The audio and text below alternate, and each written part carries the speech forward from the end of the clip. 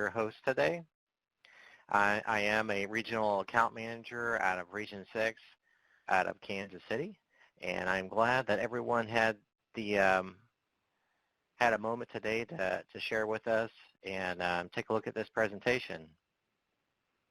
Before we begin, I want to let everyone know that we are recording today's session. We will post this and archive this on our Client Enrichment Series YouTube channel, so you can access the 32 past sessions anytime, day or night. Today's presentation will be led by Kelly Ellison, a space pricing specialist for the Pricing Policy and Tools Division in our Office of Portfolio Management and Customer Engagement. Kelly Ellison is a member of a 3-person team responsible for reviewing, updating, and maintaining operating practices for rent pricing policy. Kelly has been with GSA for 13 years and began her career in the Career Development Intern Program and returned to Portfolio after 2 years of rotations. Prior to GSA, Kelly spent 7 years at a nonprofit lobbying firm. Kelly holds a Master's in Business Administration and a Bachelor's of Arts degree, both from the University of Maryland, College Park. Kelly will also be assisted by Trina Hughes, her colleague from the Central Office Pricing Team, for Q&A during today's presentation via the chat function.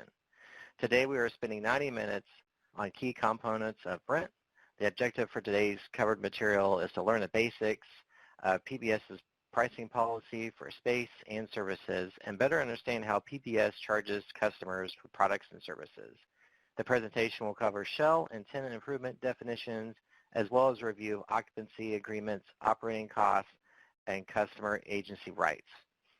We host these Client Enrichment Series presentations each month and cover a wide range of topics. Each presentation is led by an expert on the subject and can provide anywhere from a basic overview of a topic to a more advanced deep dive in the nitty-gritty. Before I turn the presentation over to Kelly, I'd like to share a few housekeeping instructions.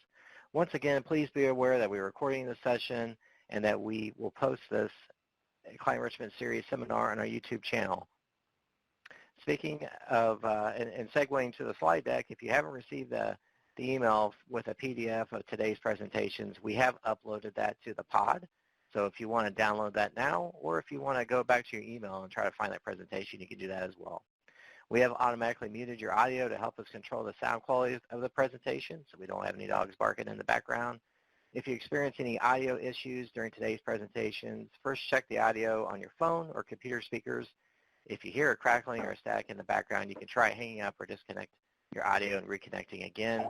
Also, if you're using VPN on your side, it's probably a good bet that the VPN will be slowing down your internet connection. So if that's becoming an issue, you might want to disconnect the VPN as well. If you have a question during the presentation, please use that chat pane on the right side of your screen. Type your question or comment in the box, and our fellow attendees and our team of subject matter experts will see your question. We hope to encourage an interactive dialogue using this feature, and we will try to address all questions during the session today. Any questions that we're unable to get to today will be noted in a Q&A and posted to our site at www.gsa.gov/CES. And for that, I will turn it over to Kelly. Take it away. Thank you so much, James. If one member of the team could just send me a chat to let me know that you can hear me loud and clear, that would be awesome. Now, he mentioned we'll be talking about pricing for 90 minutes today. I know it sounds like a lot, but if you can believe it, we'll be just scratching the surface. So good afternoon again, everyone. My name is Kelly Ellison, and I'm here to talk to you today about your favorite topic, pricing policy. As James mentioned, Trina is going to be helping me answer questions through that chat, and we really encourage you to use that function to submit those questions because we have a lot of information today. And my hope is that we do get to some of those questions live, but we will be sure to capture all, answer all, and post them along with today's presentation. So let's get started. GSA owns and leases over 300 million square feet of space. Because of our economies of scale and our expertise, we are able to offer a depth of services to you, our customers. The Pricing Desk Guide presents the rent pricing policies used to govern that space and the services that we offer. Now, before we get started, James went through those housekeeping items, but right now we have a quick poll that Andrea is going to take you through. So I will hand it over to her.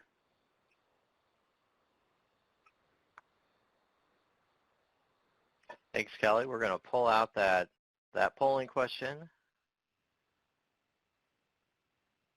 There's always a lot of pressure on the first one.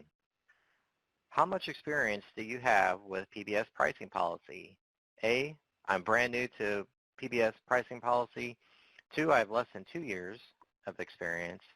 And C, I have 2 to 5 years of experience. And D, I have over 5. So if you have over 5, you're probably expert level by now.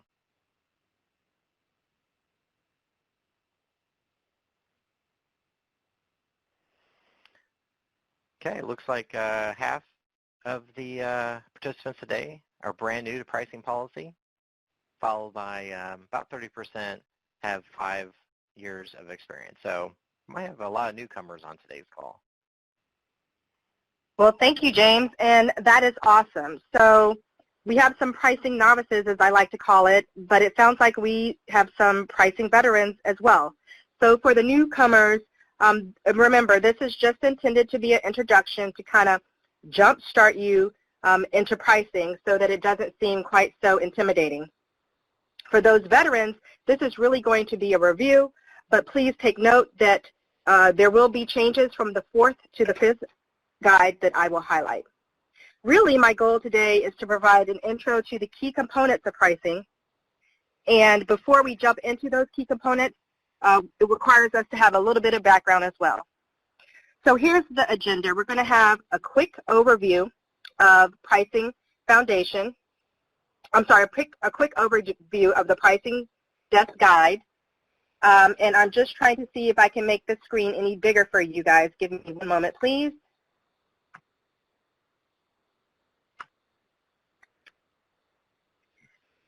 And if it's not getting bigger for you or you're having issues viewing it, please, you can follow along with the presentation that you downloaded or the one that you received in your email. So going back to our agenda for today, we'll have a quick overview of the pricing desk guide.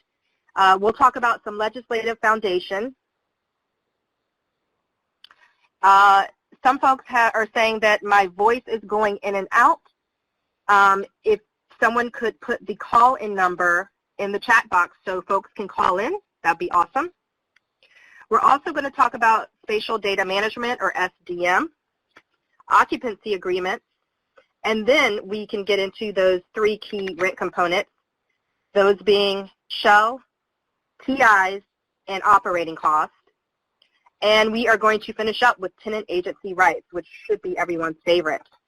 Now, keep in mind, we have noted those changes from the Pricing Desk Guide 4th edition with 2 bolded red asterisks so that you can find them easily throughout the presentation if you go back to review it. So let's start with the PDG 5th edition overview. Now, on your screen right now, you should be seeing a copy of the 4th edition and a copy of the 5th edition. As many of you know, the Pricing Desk Guide 5th edition became effective last November, to be exact, November 19th.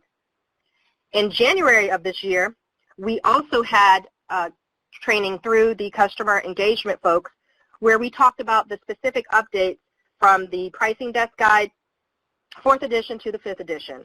And we have tried to incorporate that training into this one as well. Now, in case you're up late one night and you can't get to sleep and you need some really riveting reading material, we want to encourage you to check out that rent pricing policy, and this is how you find it. You can use that link at the bottom of your screen, or if you type in the right-hand search box up at the upper right-hand corner, if you type in rent pricing policy, it will bring up a list of links. You just click on that first link and it will take you right to it. So a little bit about the navigating through the Pricing Desk Guide. As you know, we have separate chapters for lease and own space, and that was the same in the 4th to the 5th edition. We also have quick links that help you move to one part of the document. So in your table of contents, you will find you can just click on that chapter to take you right to it. And if you're in the guide and you see a hyperlink, a blue highlighted hyperlink that's referring to another section, you can simply click on that and it will take you directly to that section. In the guide, Chapter 1.1 is where you can find all the updates from the 4th to the 5th edition. And also what I think may be useful for you, especially those new to pricing, is the glossary of terms, which can be found in Appendix C. I also want to take a quick minute to have a shout out for Rent Bill on the web. Again, the link is at the bottom of the slide. You can go there to view past and current rent bills. And if you don't have access, you can also go to this webpage so that you can get access for that service. So those were all of my housekeeping slides. And now I want to get into pricing legislative foundation.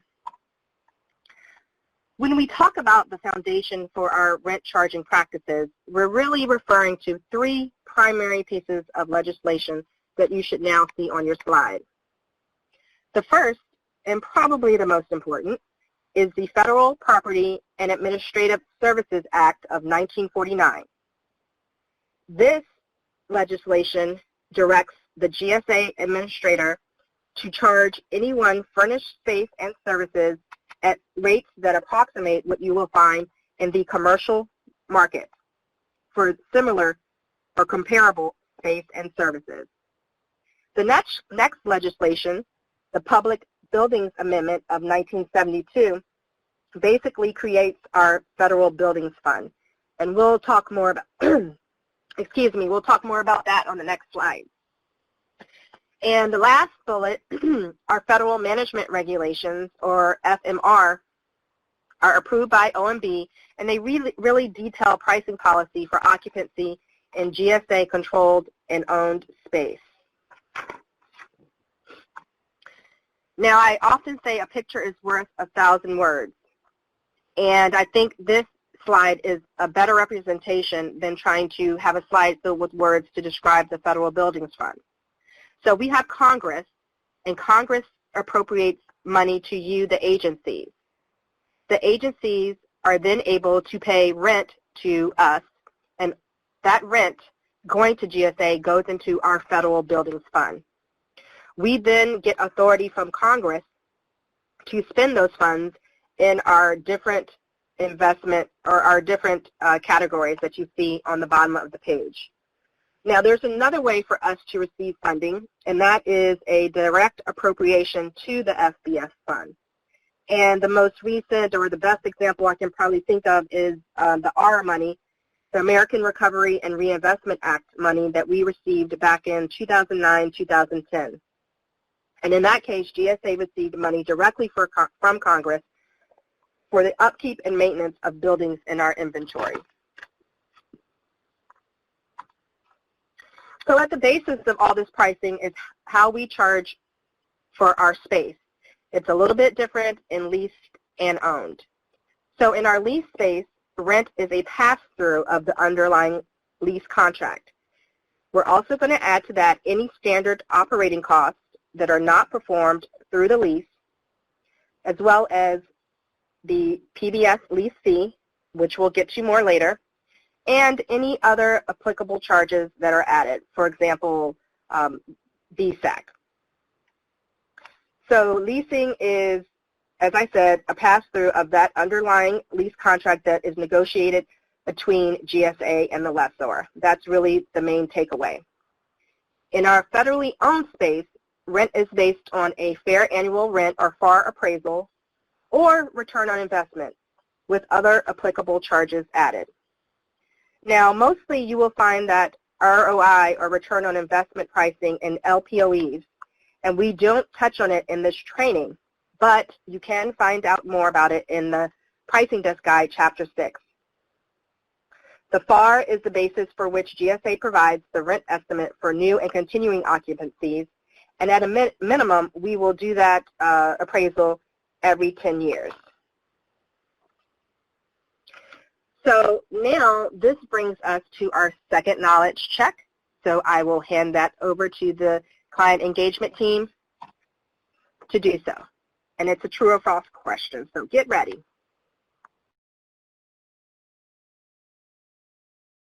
Thanks, Kelly. We're popping that out. The GSA administrator is authorized and directed to charge anyone for furnished space and services at rates that do not approximate commercial charges for comparable space and services that are derived from benchmark information. True or false? So the good thing about this, you have a 50-50 chance of getting this right.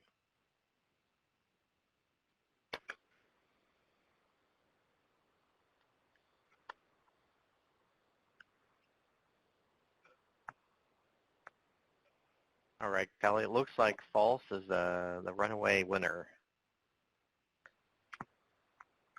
Awesome. They are correct. Folks are listening. That is false. The Federal Property and Administrative Services Act of 49 directs the administrator to charge rates that do approximate commercial charges. So glad to hear that folks are listening.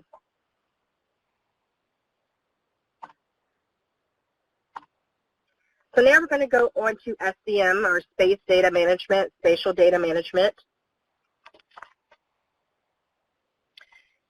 And I want to say that we are not delving into spatial data management too deeply. I just want to provide you with a basic background so that you're familiar with some key terms. And still, though, I encourage you to consult the pricing desk guide, as well as, and listen closely because this is a mouthful, the PBS, National Business Space Assignment Policy, or NBSAP for short. This is what we use to measure our buildings. And the NBSAP is actually based on the most current edition of the American National Standards Institute and Building Owners and Managers Association Measurement Standard. Now that was really a mouthful. Most of you probably will recognize ANSI BOMA. So our measurements are based on our NBSAP policy, which is then based on ANSI BOMA policy. So first, you have your rentable square footage, RSF. This is the area for which you are charged rent. And that's going to include a share of building support and common areas, as well as your area where you are actually housed. And that area where you actually have your employees and your furniture is called usable square footage. I do want to point out that for PBS space measurements, usable square footage does also include joint use space. The other key term I want to bring to your attention is the common area factor. This is a conversion factor that is determined by the building owner and applied to the usable square footage to determine the RSF for the space. Now, I said it once, and I'll probably say it several times to this presentation, a picture is worth 1,000 words. And so here you have, in that first area, your USF. That's your assigned space. It includes joint use. That is the area where you are housed, where you have your employee furniture, where the employees sit to do their work. You add this to your common area, and you get your rentable square footage.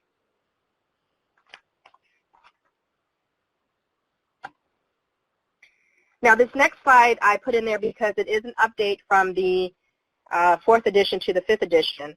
And it has to do with when we update the OA due to changes that we discover in remeasurement.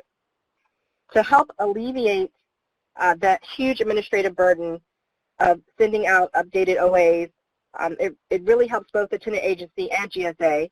We are eliminating minor square foot changes in the OA due to SDM-initiated space changes. So what that means is GSA will only make changes to a customer's rent bill due to SDM maintenance for things that are 50 usable square feet or greater.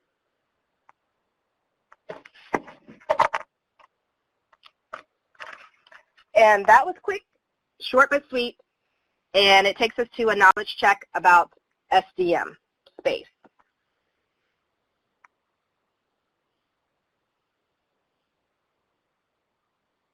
All right, Kelly, this is another true or false.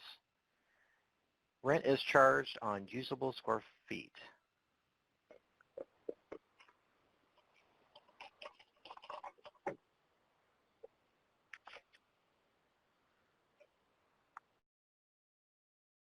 And it looks like the false is another runaway candidate. That's awesome. Glad to see folks are still listening. Rent is charged based on rentable square feet, and that will include your common and your usable. So now on to occupancy agreements, or OAs as I'm going to call them throughout this training. So what is an OA? That is the complete statement of the business terms that govern the relationship between PBS and the tenant agency for a specific space assignment. It also serves as the billing document. It covers financial specifics and responsibilities for both parties, but it's not a contract. It is, however, a formal agreement between the two signing parties. Now, I just want to touch on very briefly the three basic types of OAs that you will see. The first is a pro forma OA, and that's an estimate of rent charges. As projects progress, you will get additional iterations of that pro forma OA as appropriate. The second type of OA you'll see is a billing OA. This is the final OA after project completion, and this represents what your rent charges are actually going to be for the space. And the last one I want to touch on are administrative OAs. This is when you have a revision to a billing OA that doesn't require a customer signature, but it's still sent to you for notification purposes. An example of that might be joint use charges or antenna or parking charges. I did forget to mention that at the bottom of your screen, you will see a pricing desk guide and then different sections or tables that are referenced on that slide. And that's so that you can go back and get some more information in the actual pricing desk guide if you need to. Also, there are times when I give you a little bit more information than what's on the slide, and don't worry, you can find that information in your notes section, or when we post the final PowerPoint, there may be extra slides added in there. So why is an OA important? Well, for one, it will keep you informed of the rent charges as your project progresses. It also helps to ensure that we do not incur financial obligations that are in excess of the terms that a customer agency is willing to commit to. And for this reason, the goal is to help eliminate rent disputes and appeals because everybody knows what's going on throughout the process. Also, it's actually required for prospective submissions to have signed OAs, and that's to verify that everyone has seen to and committed to the financial aspects of the project.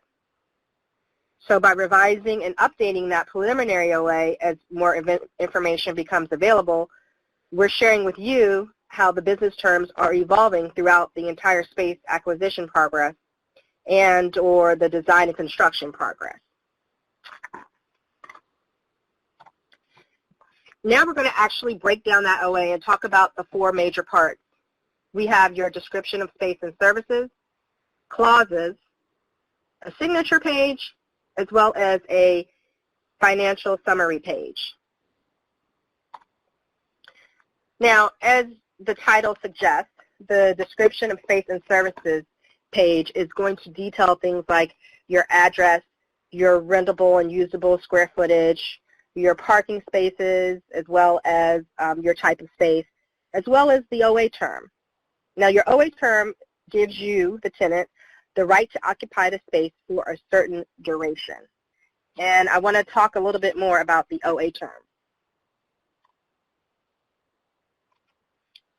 The customer has a right to occupy the space only for the duration of the OA term and is responsible for any move costs to relocate. Now, in lease space, your OA term is usually coterminous with the lease term. If a tenant does not agree to an OA term that matches the lease, PBS may award the lease on its own authority.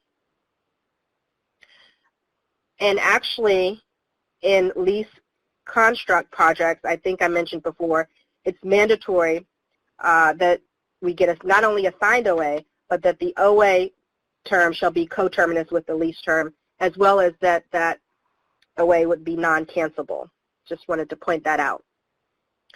Now, in federal space, the standard OA term is 10 years. In some cases, it could be set for a different duration by mutual consent, but that is not typical.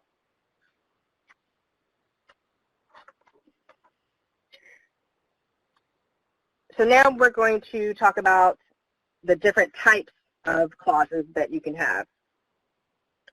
So there are standard clauses. These are mandatory, so you will find them in all occupancies on all OAs. There may be some language that is slightly different in leased versus owned space, but these types of clauses will be in every OA. Some of those clauses include your move policy clause, the financial clause, which covers the agency's rights to return space.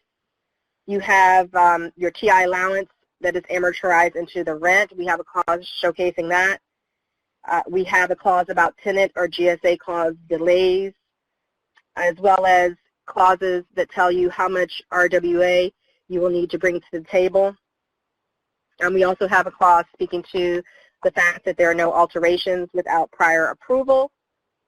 And we have clauses which talk about replacement and renewal responsibilities for shell and TI. The next, those are all mandatory clauses.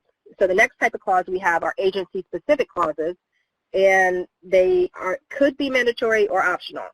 So this is obviously, as the name implies, just for one agency or a subset of that agency. We also have optional clauses, and this could apply to occupancies based on certain situations. And then the last type is ad hoc clauses, and they are specific to one occupancy, one OA. So obviously, again, the pricing desk guide is going to go into a lot more detail than one table on this slide. So I really want to encourage you to check out the sections that we've highlighted at the bottom of the page.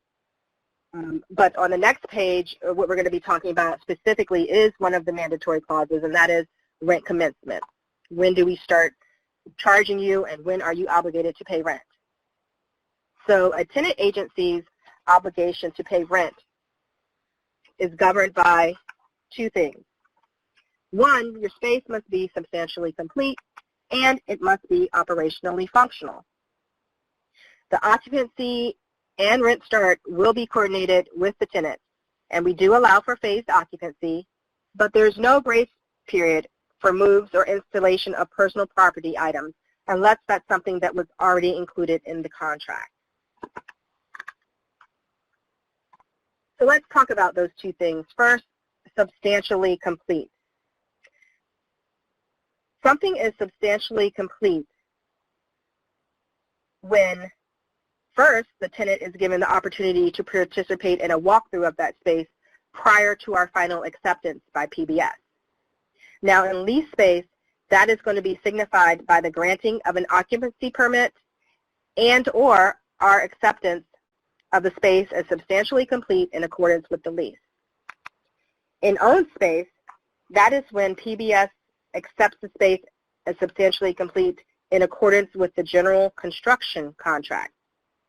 In both cases, basically, the government must have access to the premises and occupancy, possession, use, and enjoyment thereof.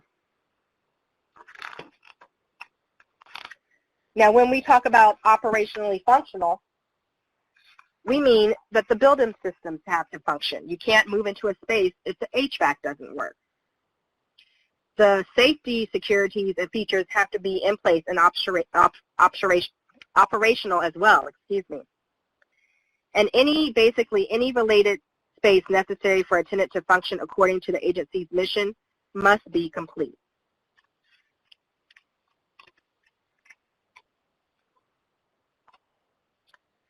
So now we're going to move over to the signature page. Now, OA signature is required before we incur significant costs to pursue a new procurement or a new project. In a lease, that means before we submit a lease prospectus project or award a lease contract.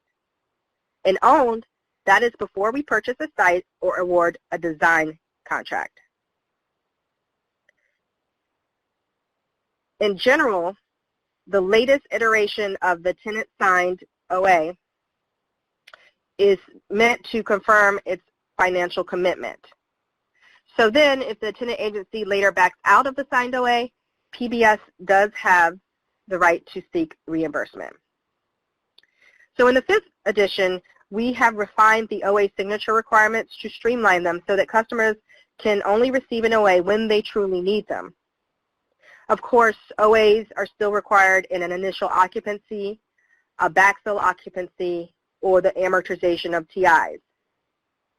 And I want to point out that anytime you get an OA where you need to sign it, it should have been sent over with the GSA already having signed the OA. Also, there are no pen and ink changes. You cannot scratch something out and initial it like you might in a different type of contract.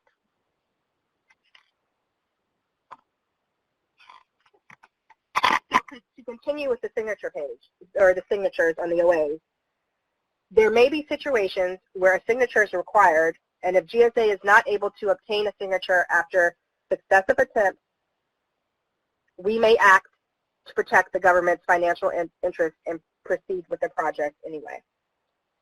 Now, the 2 examples that I placed here are forced move and a lease extension with an increase to square footage. However, those are not the only 2 instances, so again, I do encourage you to check out the pricing desk guide for a complete listing. Now, there's also instances where no signature is required and no OA is sent to the customer, and that would be for things like systematic annual rate updates. So your annual rate updates for your operating costs, real estate taxes, antennas, you would not get an OA.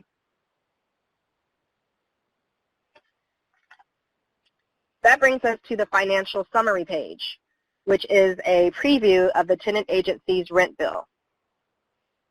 Here, you're going to itemize the cost components of the rent payment. It also, again, will summarize the financial terms and any lump sum payment requirements that the tenant agency has. For this reason, again, this is why it's so important for PBS to continue to update the OA with accurate data to enable the tenant agency to use the OA to guide decisions on budgeting.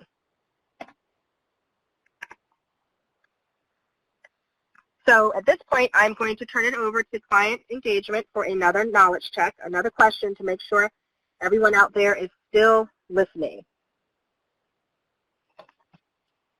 All right, we have another question here. It's multiple choice this time.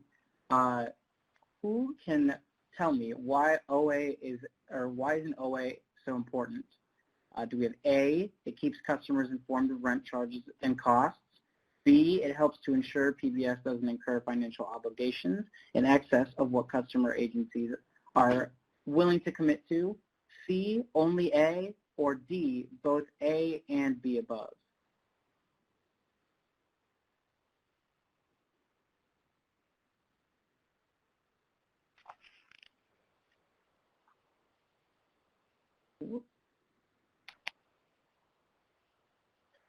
And it looks like everyone's saying D. We have a clear winner there, and that is correct. The answer is D. Wonderful. This is awesome. Everyone is paying attention. So yes, I tried to confuse you guys with the A above, A and B, but no, you guys got the right answer. It keeps customers informed of rent charges, and it helps ensure that we, PBS, don't incur financial obligations that the tenant is not willing to pay. So with that, we're going to move on to the 3 key rent components that I'm going to highlight during that training, those being shell, TI, and operating costs. Before I get to shell, I wanted to show you a sample, kind of a rent bill comparison between leased space and owned space. Now you'll see there's only 3 differences. The leased space will have real estate taxes, which are a direct pass-through. It also has GSA installed improvements. That's where GSA makes a building improvement in leased space. This is really rarely used. In fact, in my 15 years of being here, I have yet to see it used. And the last is the PBS fee, which is 7% unless it's non-cancelable space, in which case it is 5%. And again, we will talk about that more, that PBS fee more later. I wanted to include, actually let me back up. As you can see toward the bottom, you have an area for billing adjustments and corrections. I don't know if you can see that me with my arrow on my screen. I'm trying to kind of point to it. And I wanted to point that out because we have a slight adjustment from the 4th edition to the 5th edition. Billing adjustments must be made for the current year and 1 year prior fiscal year, regardless of the amount. Also, GSA must make billing adjustments earlier than the prior fiscal year that exceed $1,000 for an individual OA. So now we can move on to shell. So what is building shell? What are we talking about? When we say building shell, we are referring to the complete enveloping structure, the base building systems, and the finished common areas of the building that adjoin the tenant areas. So the building will include the base structure and building enclosures, for example, the windows, the base building electrical and mechanical systems, as well as common areas. Your common areas are your lobbies, elevators, restrooms, garages, also fire egress corridors and stairwells. Those are all considered common areas. Now the shell and tenant areas would include the wallboard on the exterior perimeter and the tenant demising wall. We do not include the suite entry door. That's actually a TI.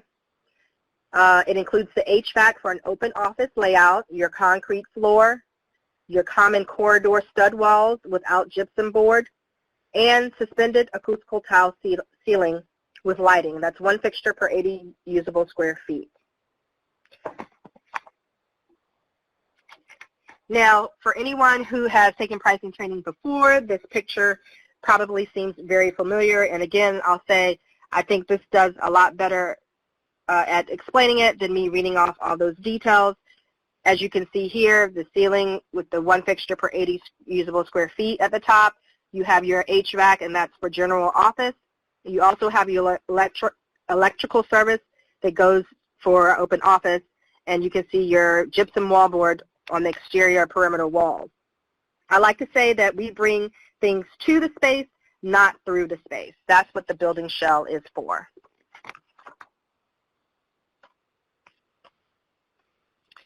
So the building shell is important because it supports regional consistency in the application of our TI allowance. And we must use that shell definition in its entirety without deviation.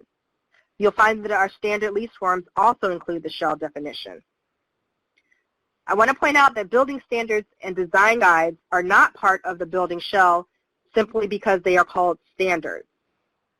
As well, tenancy agency-driven upgrades to building shell, otherwise known as shell enhancements, are separately priced and considered tenant improvements. Lastly, building-specific security items are not included in shell. They're also not included in TIs for that matter. They have a separate line item on the rent bill.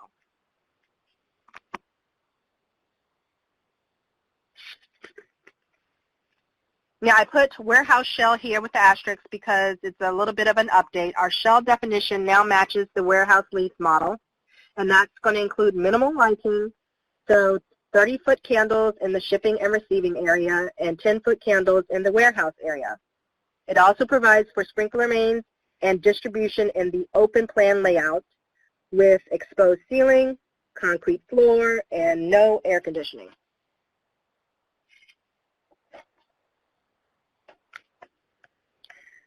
So this first part of this slide should look familiar. We talked about it in one of the first few slides I covered in the training. The shell rent and lease space is a pass-through of the underlying PBS lease contract shell rent. It would also include any standard operating costs not performed through the lease, a PBS lease fee, and any other applicable charges added. A lease can also have step rent. The lessor, again, must use that shell definition in the RLP or the lease to develop their shell rent rate. And RLP is request for lease proposal. lastly, it's also our policy to include cyclical painting and carpet replacement in the lease as a shell cost. And again, that's for leases only. Now, in regards to DIDs, or design intent drawings, DIDs are typically included in the shell requirements for leases as part of the shell rent. However, there's an option for a DID workshop or government provided.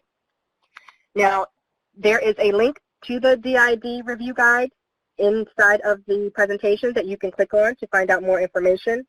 But basically, level 1 DID elements are provided as part of the standard rent, where level 2 DID elements typically require reimbursement. Your level 1 is going to cover like a simple floor plan. It doesn't include mechanical, electrical, or plumbing specs, whereas your L2s are going to be more detailed and extensive with more detailed design. So with that, I will hand it over for a knowledge check. Yes, another true or false question. In lease space, does the building shell definition include upgrades to base building systems above RLP package specifications? Take some time, think about your answer, and we're definitely seeing a majority again. You guys are on it today. Yes, the correct answer is false. Good job, everyone. Nice work. That's right. The shell definition must be used in its entirety and without deviation as depicted in the RLP package. I keep trying to fool you guys, but I can't. So one more question. Let's try it one more time.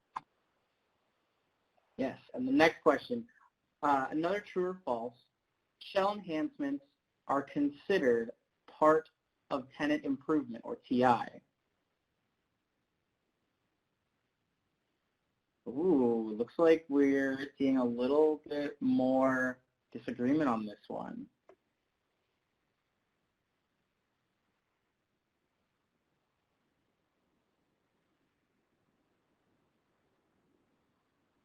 All right, it looks like more people are actually saying true on this one. Okay, and there was a little bit of confusion with our slide deck and our question. So the question was, that was verbally posed, are shell elements are considered part of TI. But what you see on your screen is shell enhancements are considered part of the shell cost. So where did we land with shell enhancements are considered part of TI? Was it majority true or false? Looks like the majority of people were saying true. And they are correct. So obviously, if that is true, that means the question on the page, shell enhancements are considered part of shell, is false. Okay? Customer agency-driven upgrades to building shell, also known as shell enhancements, are considered TIs. So even when the slides and the questions are mixed up, you guys are still on it. That's awesome. So now let's talk about our shell rent in federally owned space. That is based on a FAR appraisal, and those rents are established for a 10-year period. At a minimum, you're going to have a new FAR appraisal every 10 years. And for general storage space, it's going to be 50% of that shell rent rate, whereas all the other rentable areas will have the same shell rate. And that last bullet, asbestos-containing material, ACM, and lead paint abatement is considered a building shell expense and now a GSA obligation to pay. So you'll notice all the last three bullets are updates from the 4th to the 5th edition. So I just want to touch a little bit more on those with a little bit more detail. So regarding the fair annual rent of the FAR appraisal in federally owned space, it is the annual amount in rent that may reasonably be expected from the agency for the right to the agreed use of the real property. And that rate is established by competition in the open market. Now, we have transitioned all ROAs from 5-year to 10-year FAR rates. And we think this provides market advantages of longer-term occupancy, which is typically reflected by a lower rental rate. That 10-year rate provides consistency and budget predictability, and also aligns with long-term tenancies in the commercial market. The 10-year rate helps lower administrative costs for both tenant agencies and GSA. So you get the benefits of a levelized 10-year rate, and you can continue to rely on your release of space rights, unless it is clear at the beginning of a project that you will not be in the space for that period of time. Now, the next bullet that we had on that slide before the previous one was relating to general storage. So when we talk about general storage, we're talking about a space that is not typical office space. Space that to retrofit would be cost prohibitive. So from this picture, you can see the support beam going through the space, which really makes it unusable as office space. So this would be an example where you would be charged 50% of the shell rate for this space. Now, we can't just take boxes and store them in an office and expect that to be classified as storage space. It really has to do with how the space is built out.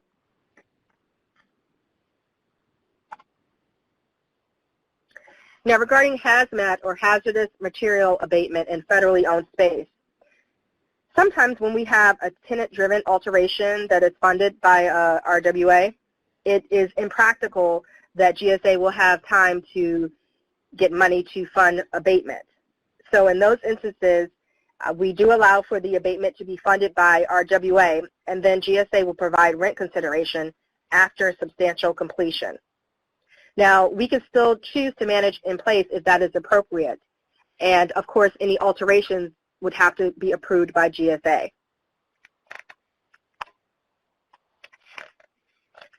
So when we talk about the agency providing an RWA to fund shell items, that is really only used where there is an urgent customer mission need, typically or really as a last resort, where GSA cannot get the funds in a timely manner. And that's because PBS generally does not accept lump sum funding to defray the cost of capital expenses that are inherently PBS's to pay. Doing so could constitute an improper augmentation of PBS's appropriation, so we have to be very careful in these instances. It is up to GSA to determine the appropriate rent consideration, and that would be provided after substantial completion of the project. So another true or false question is on the horizon. Let's see if I can get you guys here. The question is, the fair annual rent is the fully serviced rental rate inclusive of all services including security. And there's the poll question coming up.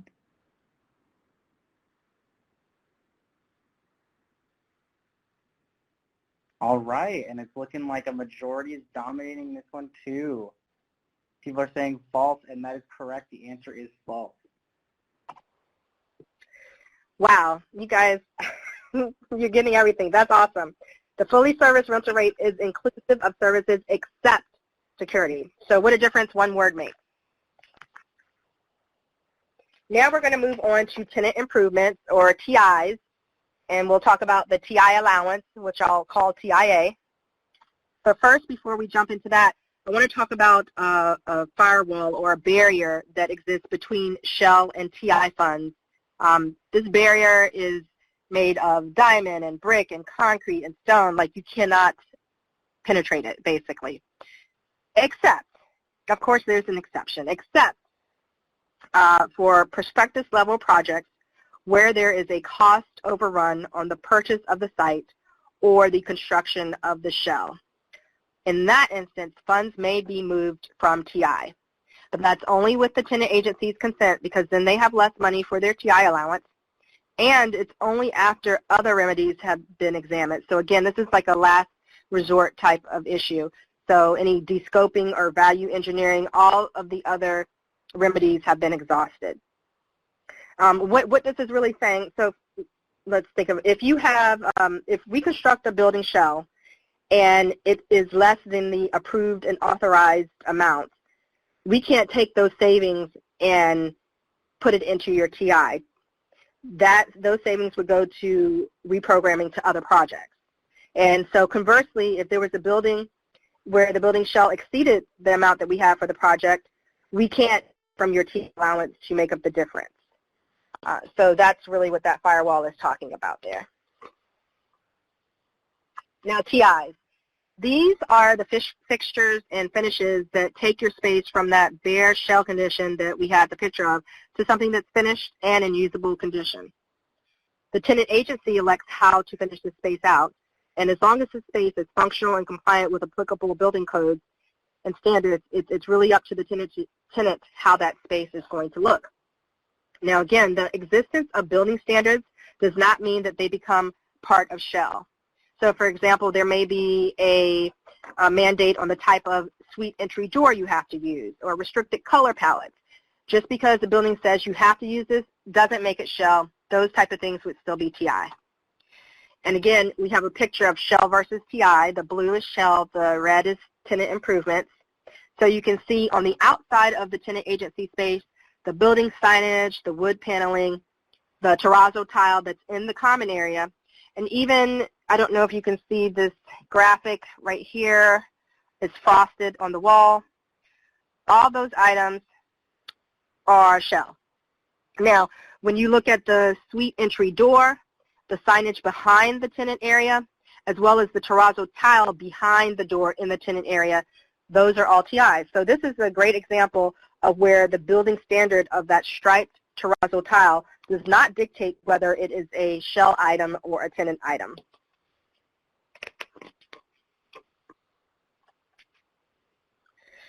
So your tenant improvement allowance, or your TIA, is the funding source that enables your space to be built out, as I said, from that shell to vanilla office space. It has two components, the general and custom, which we will also talk about. This provides you for flexibility, choice, and savings incentives, and is commonplace in the commercial real estate market. This also allows PBS and lessors to budget more reliably since obligations are defined at the outset. It's also important because the TIs allow us to have separate treatment of TI costs and the rent, and that clear tracking amortization is needed because there are limits. OMB sets limits on how much we can amortize into the rent. I also wanted to mention that a tenant agency's design guide will typically provide for a wide degree of latitude and selection and value of finishes and fixtures for the tenant space. But again, that doesn't mean that PBS is obligated to ensure that all those aspects of the customer agency's design guidelines are incorporated into the TI allowance.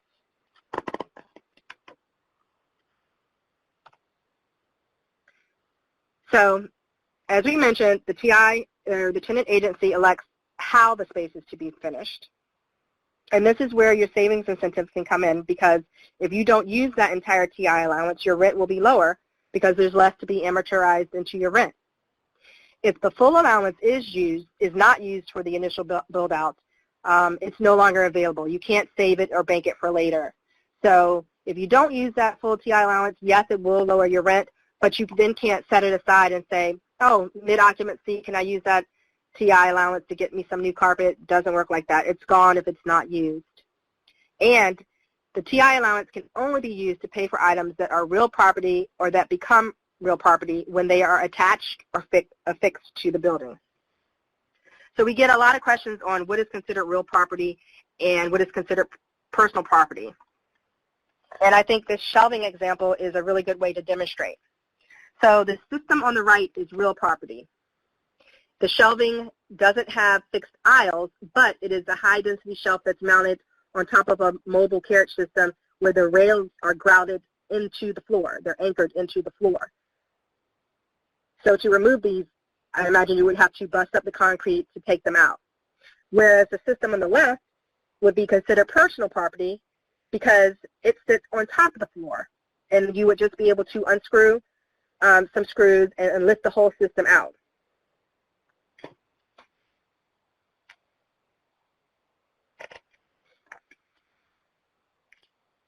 Now, I wanted to touch on building failure restoration of TIs and federally owned space. And this is an update from the 4th edition. The finishes funded by TIs that are damaged by a building system failure may be replaced or restored by GSA up to the TI allowance. And that's going to be based on the availability of funds. Any previous amortizations are unchanged and would continue to be billed. Now, equipment and personal property are not covered by this, and that's due to the interdepartmental waiver rule. Speaking of personal property,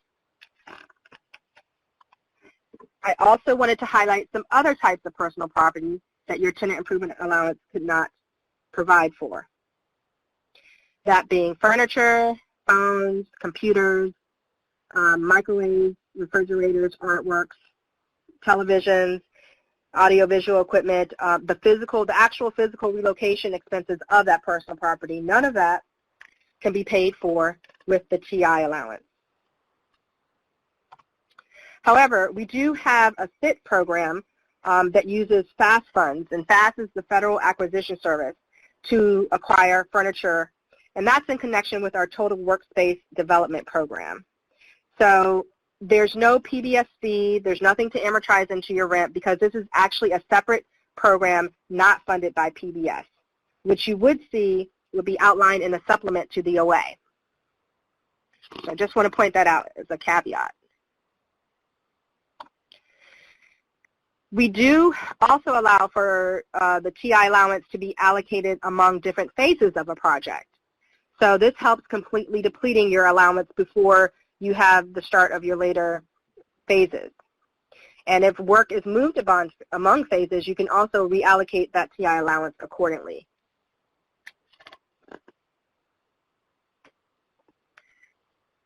So how do you use that TI allowance? And that kind of depends on where you are in your OA term. So here are 4 different scenarios that I want to talk about. The first is in your initial occupancy. Initial occupancy is new space. We call it first generation space. Usually new construction, new tenant in the space. In this case, the tenant is afforded the full TI allowance. However, the tenant agency cannot buy down the general component of the TI allowance in first generation space through the use of an RWA. They can buy down the custom, but not the general. And we'll get into those 2 components in the upcoming slides. Now, we also have backfill occupancies, and we call this relet space, or you will sometimes hear it called second generation space. This is where you have a new tenant.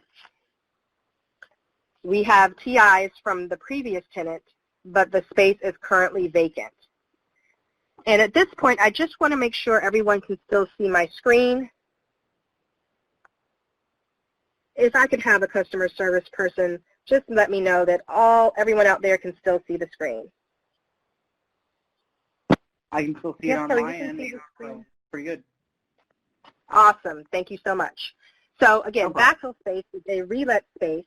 We also refer to it as second generation space, where you have a new tenant, but they are moving into space that was previously occupied. So there will be TIs that were left from the previous tenant, but the space is now vacant. In this case, the full TI allowance may be provided to the agency, but that is subject to the availability of funds. Now, previously, in order to buy down the general allowance, the agency had to substantially reuse without major modifications the TIs in that existing space. Now, however, TI agencies can buy down the general allowance in second generation space through the use of an RWA. So that is the update from the 4th to 5th edition. When we talk about mid-occupancy, we also call it post-initial. This is where you are into your term, somewhere into that 10-year term in the same space. And at this point, TIs are typically funded by the tenant agency via RWA. We have no obligation at this point to provide a TI allowance. However, subject to availability of funds, a partial or full TI allowance could be provided. It's just not very typical. And the last situation I'm going to talk about is a continuing occupancy. I'm sorry. Yes, a continuing occupancy.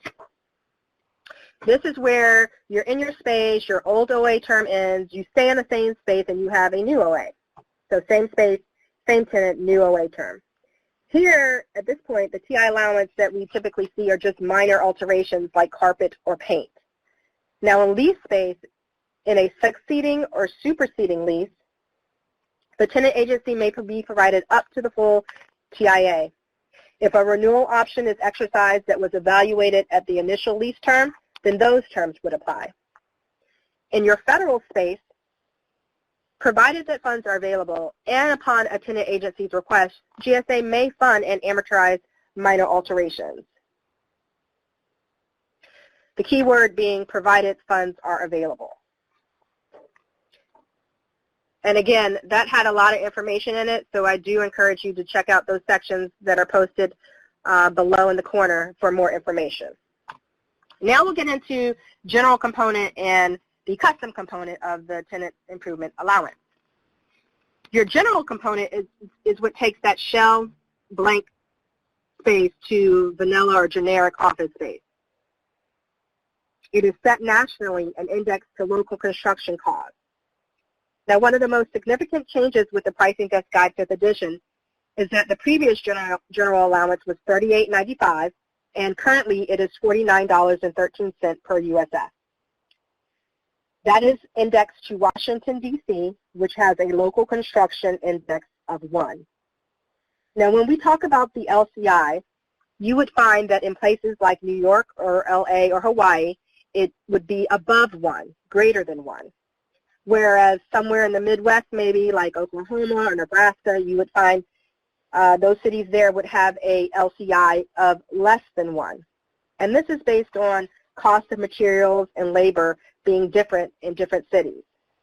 So obviously that makes sense why somewhere like Hawaii would have an LCI greater than 1, where they have to ship in most of their materials. So remember, we are, again, talking about a space from shell to an open office layout. Previously, when we were looking at this general component number, we were conducting studies every 5 years to determine if it was sufficient. But now, we will do an annual adjustment as needed. So we think that this will allow us to stay more in line with what we see happening in the commercial market. So some things that your general component might cover are your doors, partitioning, carpeting, and your electric and telephone outlets.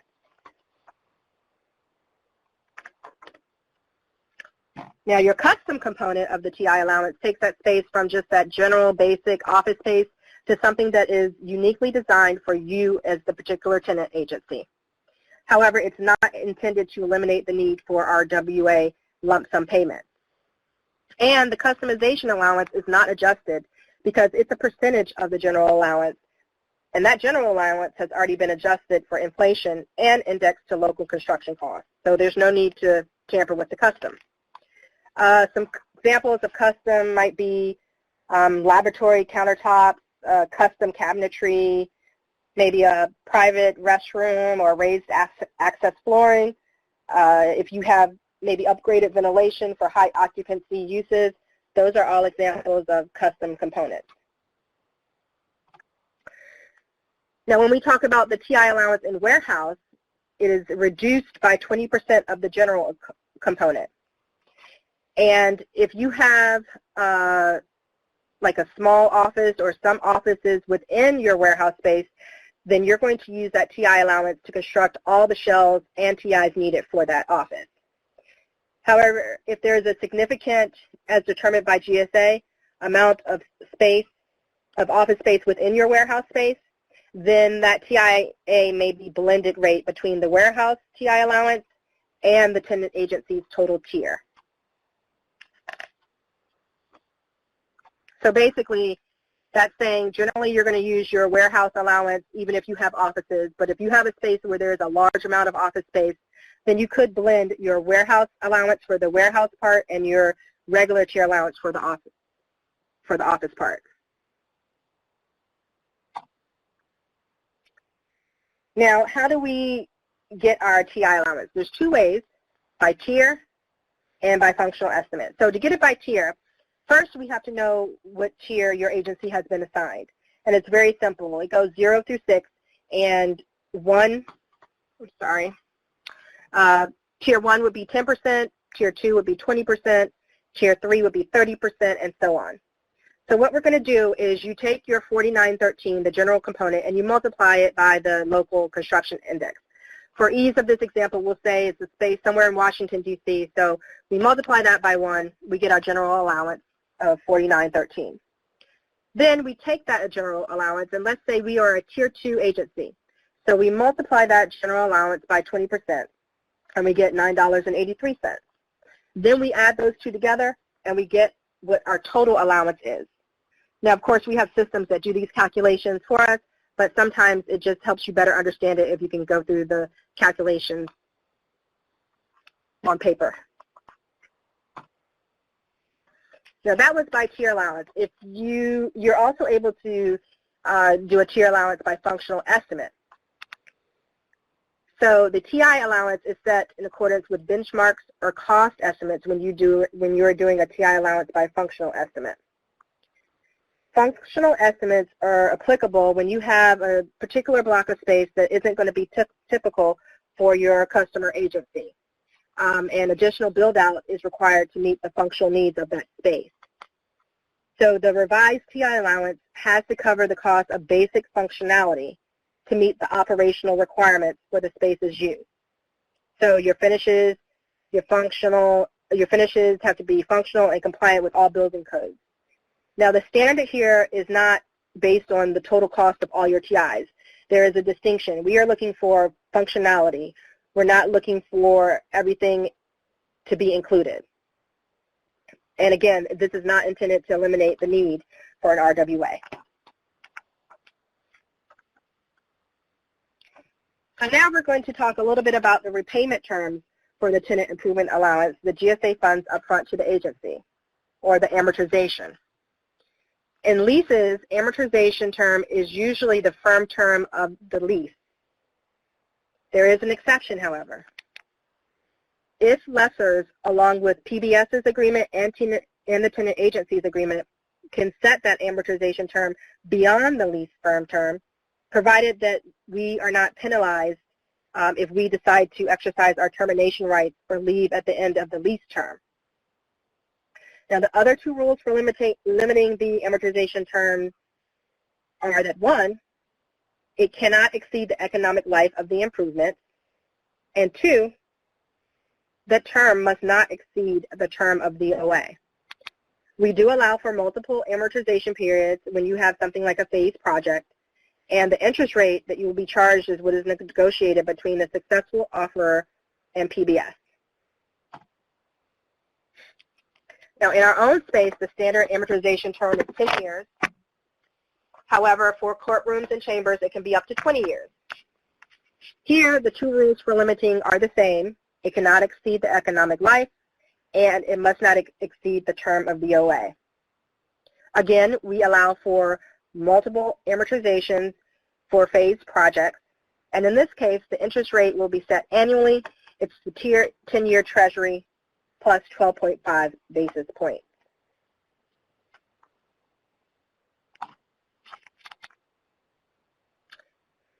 Now, we are at 210, so I still have to get to tenant agency rights, so we are going to pick up the pace just slightly. These next two slides are charts, so I'm not going to go into specifics, but it details, based on specific scenarios, when you can pay lump sum payment options in both leased and owned space. Remember, I really encourage you to check these out in the pricing desk guide itself. But just for example, it tells you here in lease space, if you want to use a lump sum to lower your TI allowance, it would have to be done before lease award and by an RWA. The second slide details what would happen in owned space. In owned space, to lower your TI allowance, you would have to do so before contract award and again by RWA. So this brings us to our knowledge check for TIs.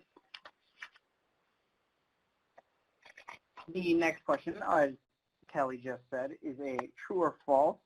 and it is the TI amortization term is generally the firm term of the lease for lease spaces and 10 years in federally owned space. Is that true or false? Already seeing a very big lead from true.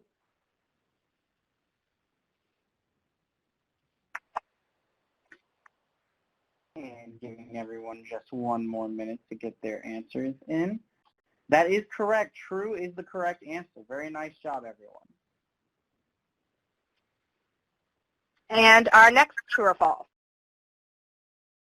The next true or false, the tenant's TI allowance can include microwaves and refrigerators.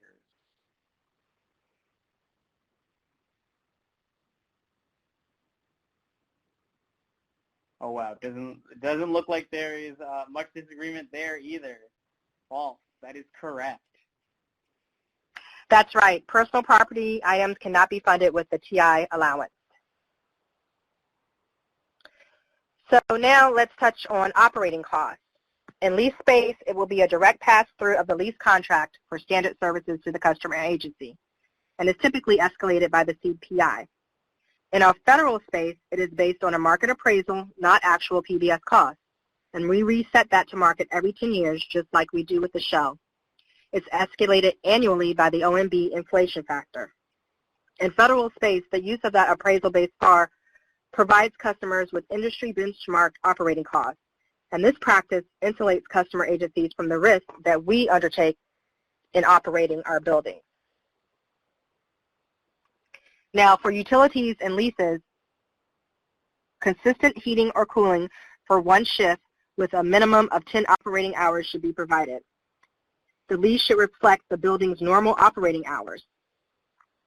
Now, update from 4th edition is that the mission-related recurring services like 24/7 HVAC, that may be incorporated as part of the operating rent.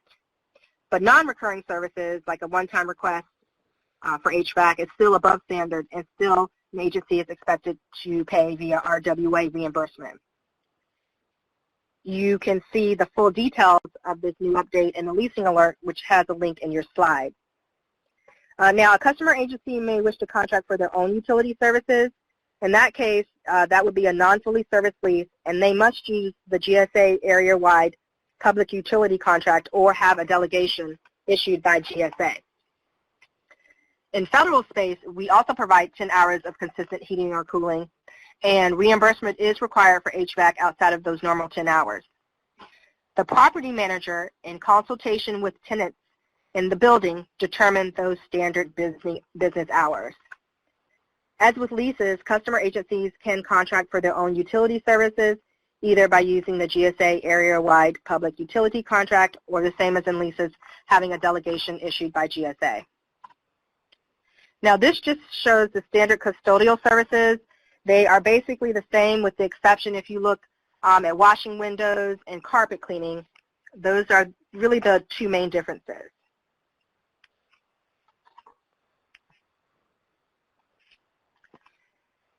Now, you can see the National Custodial and O&M specifications at gsa.gov.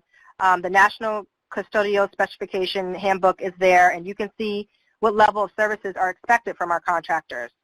These specifications are performance-based, and we have them because they provide consistency. So what you expect in DC is the same thing you would expect in LA.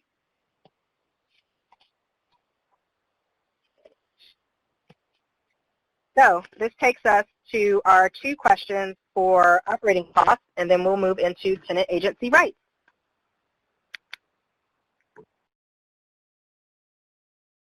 Our next question here. True or false? For customer mission-related recurring services, PBS may incorporate the cost as part of the operating rent in leases.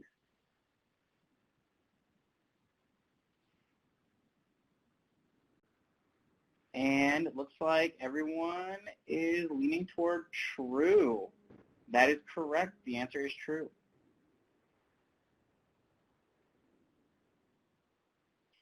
Ooh, and a multiple choice this time.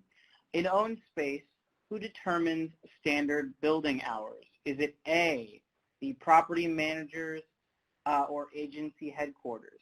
B, customer agencies in the building or property managers? C, GSA headquarters, or D, both A and C?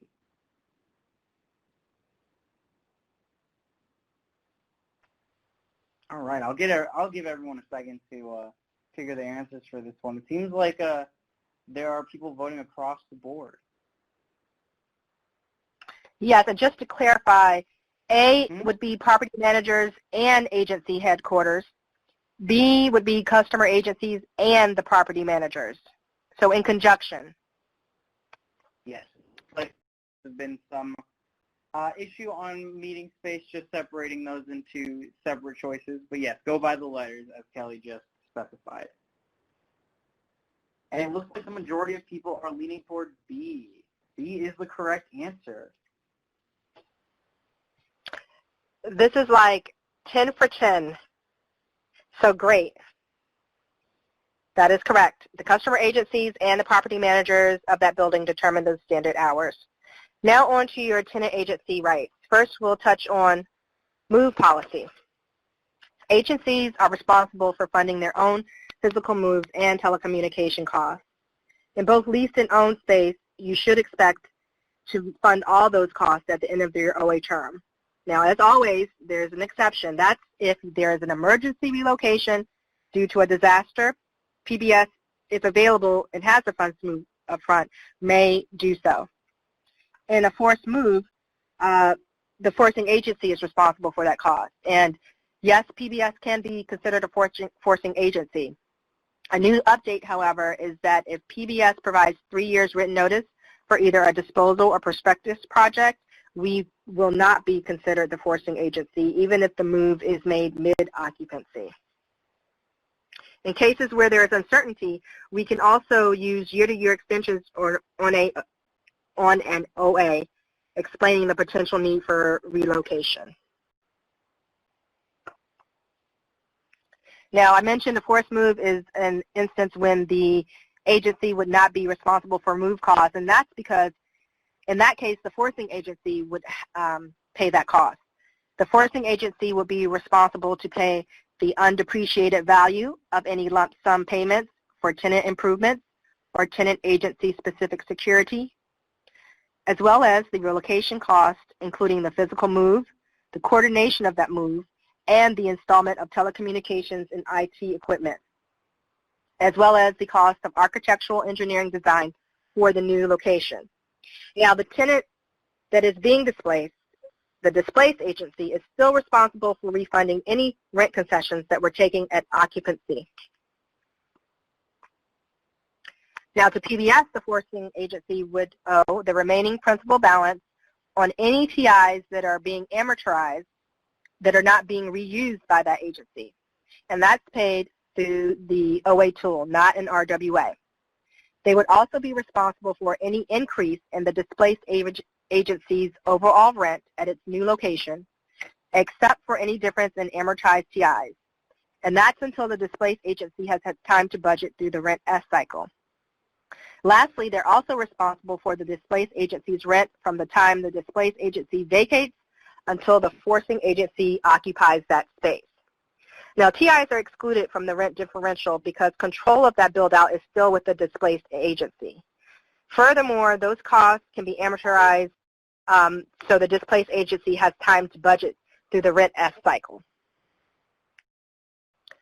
Now, when we talk about cancellation rights, prior to contract execution, there is no fault cancellation.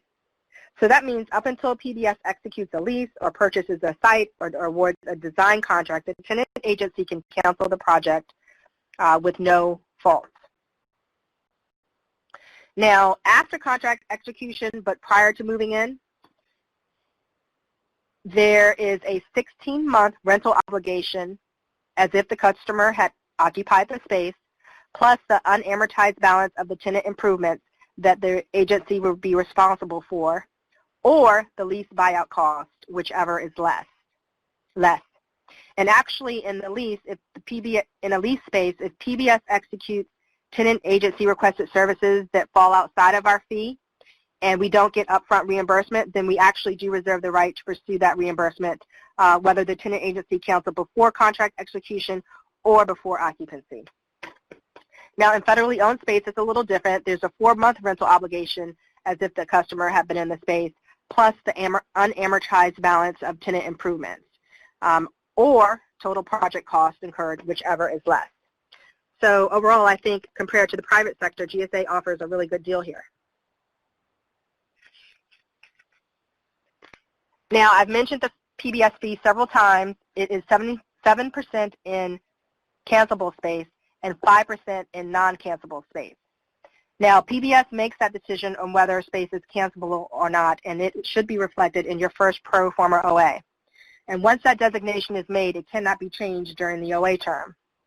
As well, tenant agencies can't volunteer for non-cancelable space just to get the cheaper PBS fee. So what is non-cancelable space anyway?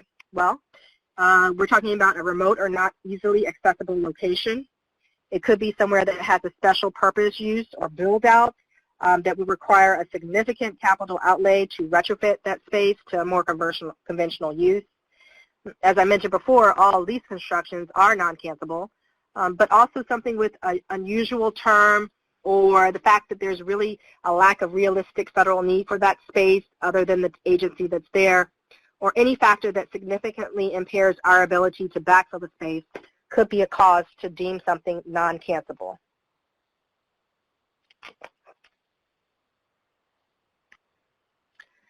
So aside from non-cancelable space, if you want to return space to us with 4 months written notice, tenant agencies have the right to release space, providing that obviously you no longer need the space, that the space is not designated as non-cancelable, and that the tenant is in the space for at least 16 months into the OA term, that is for lease space only, that the space is in marketable blocks, and also 4-month notice, that doesn't apply to parking spaces or antennas. You can return those without that period. Just remember, when returning space, tenants are still obligated to pay the principal balance on any TIs. So I feel like this is our last slide. I feel like I rushed through those last couple of slides, but I really wanted to maybe have time for 1 or 2 questions. So our last slide is going to talk about marketable space. Space is marketable if it can be reassigned to another federal tenant or agency, or even a private sector tenant, which we call an outlease. What we look at is location, use, contiguous size, and space. So a block of space that's not marketable, for instance, this orange square you see, it's not marketable. And that's because there's no access from that common corridor, which is gray. But even if you have a space that's not marketable, the agency can pay to have a hallway put in, and in that case, it would become marketable space. You couldn't return perhaps a janitor closet or a loading dock or a mailroom. Those spaces, the size is too limiting to be able to market. And lastly, if there are maybe a bunch of offices scattered throughout a floor, that would not be considered marketable because we couldn't market scattered office spaces to one tenant agency. So to return space, GSA has a space return mailbox that you see up there, space.release@gsa.gov, and we do ask that you make us aware as soon as possible to vacate. Even if it's an approximate date, it's very important. Early lease termination may reduce the 16-month requirement, and we pass any benefit from early termination rights onto the tenant agencies. And the rent charges can be removed if PBS finds a backfill tenant, but only to the extent to which the backfill tenant's rent covers the rent obligation of the vacating agency. And lastly, regarding marketable space, we can't refuse to accept the space back just because we don't have a tenant currently to move into the space. That's not a deciding factor. So that brings us to our last knowledge check. So I just know everyone is going to get this right, and then I'll do my closing remarks. All right. Like Kelly said, this is our last knowledge check for the presentation. Now, with 4 months written notice, customer agencies have the right to release space when A, the space is in marketable blocks, B, the space is not designated in the QA as non-cancelable, or in the OA, sorry. C, the tenant is at least 16 months into their occupancy term in lease space, or D, all of the above. And it looks like even in the time I asked that question and gave those potential answers, everyone is leaning toward D. And that is correct, D, all of the above. What an awesome way to close out your training with getting a perfect score on the last knowledge check. So that concludes the training portion of the presentation. I do understand it was a lot of information to take in, and whether you're a novice or if you've had this training before, I still really encourage you to review the slides and use the references we give to delve into those topics further. This is the page for the pricing contacts across our different regions. So along with this, the PowerPoint, the actual pricing desk guide, and our customer engagement folks, there are a lot of resources available to help deepen your understanding of pricing policy. In conclusion, I think one of the biggest takeaways from the training should be that the 5th edition pricing desk guide has simplified the rent pricing policy in several areas. For example, we have refined the OA signature requirements, so now you should really only be getting an OA when you truly need it. Recurring services can now be included in lease rents, which we believe greatly reduces the administrative burden for the customer agency. And the new general allowance of $48.13 has had a really positive effect on your purchasing power. I hope everyone has a better understanding of shell, TI, operating costs, and tenant agency rights. So I think maybe we have a minute or two for live questions, and what we don't cover, again, we will present in the PowerPoint and Q&A we post. And remember, the PowerPoint that you see posted may have some additional information, so I encourage you to get your PowerPoint from online once we add the extra information in. Thank you for your time, and now do we have time for maybe one question? Kelly, I have a question or two that was asked that I'll go ahead and pose to you. The first one is a space substantially complete if there are still punch list items? Good question. So substantial completion is when a tenant has access, occupancy, possession, and use, enjoyment of the space. So there may be minor punch list items, but they can't materially diminish the use of that space. So, you know, a light bulb that maybe is out here or there would be okay, but if a whole, you know, HVAC wasn't working in a room, then that would probably be more than a minor punch list item. Okay, thank you. Maybe we got time for just one more. Why does the 16-month release of space still apply to lease space but not owned? Another great question. The goal of the 16-month restriction in leases is really to incentivize our customers. We want to help them develop valid requirements and help avoid, you know, obligating taxpayer funds in leases, which the tenant may not have, you know, even need. So keeping that in mind, lease buyout it's not always possible, and as well it can be very expensive. So in contrast, you know, there's less risk in federally owned space because these properties are already in our inventory, they're government assets, and our construction projects can be terminated for convenience whenever it's in the best interest of the federal government. Okay, thank you, Kelly. I think, folks, we're at our time, are we not? Andrea or James?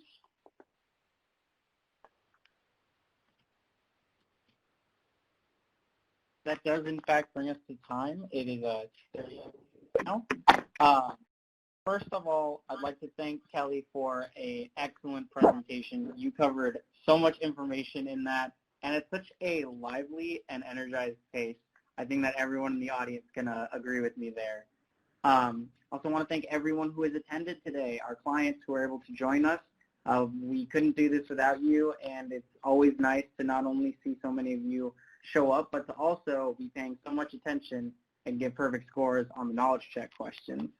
We will be posting formal written responses to the questions and comments from the chat panel as a frequently asked questions document for future reference on our website, www.gsa.gov/CES.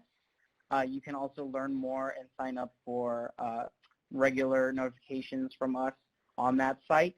The goal of the Client Enrichment Series is to engage our audience in workplace topics that contribute to your mission success and to your effective management of your real estate and workplace programs. Our next presentation will be next month on October 6th at 2 p.m. Eastern Standard Time, focused on new features of the PBS dashboard. And in a similar vein, the presentation after that will be October 15th at 1 p.m. Eastern, which is what goes into my agency's rent estimate. So if either of those sound interesting to you, get on our list to hear about when they're coming up, and we'll send you some reminders. Thank you again, and if there's no other questions or comments, have a wonderful rest of your day. Thank you for coming.